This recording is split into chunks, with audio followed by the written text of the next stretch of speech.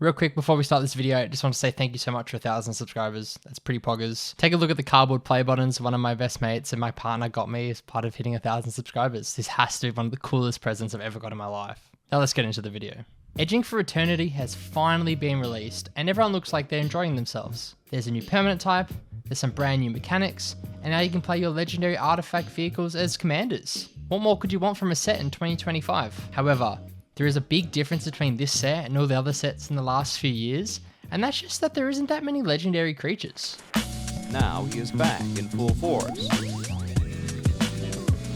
After doing a quick Scryfall search, Edge of Eternities has the lowest amount of legendary creatures in a set all year, and I highly doubt Spider-Man or Avatar will have less than 14 legendary creatures. Now I understand the absence is most likely due to the change in legendary vehicles now being viable commanders, but I'm just not much of an artifact or vehicles guy, so they don't really spark interest to me.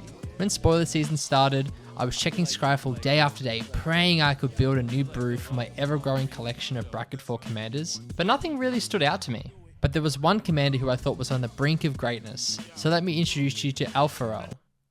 Alpharel? Let me introduce you to this guy. He's a 3/2 black human cleric which reads the following. Ward, discard a card at random. Void, whenever Alpharel attacks, if a non-land permanent left the battlefield this turn, or a spell was warped this turn, defending player loses half their life rounded up. The more I searched, the more I really struggled to push the power level of this commander, where I could confidently call it highly optimized. I couldn't really do it. But either way, let me show you what I got.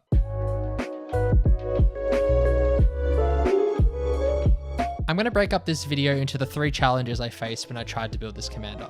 The first challenge we needed to address was its mana cost. Being a 5 cost mono black commander is a hurdle on its own, and I don't know why anyone would ever want to build something like that. Conrad.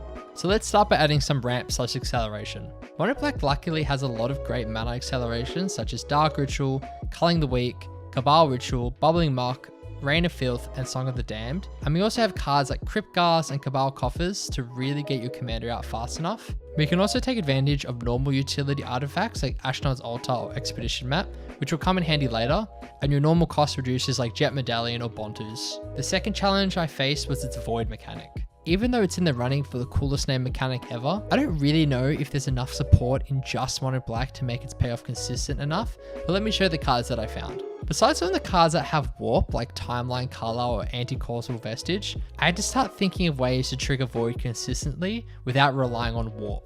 My first option was Sacrifice, stuff like Viscera Seer, Fleshbag Marauder, Accursed Marauder, Merciless Executioner, and Ashnod's Altar. These are all great ways to keep the board in check and get that Void payoff online. Additionally, cards like Deadly Dispute now grants you bonus value, sacrificing a creature or artifact to trigger Void, then creating a treasure token which can then be used on a later turn to trigger Void again. I really think any card that makes treasure tokens like Black Market Connections can really help make this deck a little bit more consistent, as well as helping you ramp up earlier in the game, so I really like the payoff of Black Market. You can also use cheeky payoffs like Expeditions Map and Wayfarer's Ball to give you that bonus value later in the game if you draw them, and still help you with that ramp earlier in the game if you need them. The final challenge was really capitalizing on the life loss payoffs. Our commander's ability causes our opponents to lose half their life rounded up when he attacks, but as their life totals get lower and lower, it becomes increasingly difficult to knock someone out with his ability. That's where cards like Bloodletter of Aquazots comes in handy. Bloodletter reads, if an opponent loses life during your turn, they lose twice as much instead. This effect with your commander is an instant kill, but how many effects like this really existed in mono black? Well, not as many as I thought. Archfiend of Despair is another big one, but besides that, there's quite a few cards that read, target player loses life equal to the damage dealt to them this turn, but that doesn't really work with our commander. The next angle we could go down is the obvious life gain/life loss combo. With cards like Exquisite Blood or Enduring Tenacity on the battlefield, we can cause massive life loss in one turn, which can then give you a great amount of life, and with their significant other like Veto or Sanguine Bond, this effect is a pretty simple victory. There are also some notable mentions that can give our commander a little bit more of an edge on the table. My first banger is Helm of the Host. Helm of the Host allows you to create a token copy that isn't legendary when you move into combat, which can then allow you to declare it at another player and force them to lose half their life. A lot of people in EDH Rec were putting Blade of Selves into their deck list, which I don't believe works, as Myriad states that the creature comes in tapped and attacking, which will then miss the trigger for your commander as you're not declaring it as an attacker.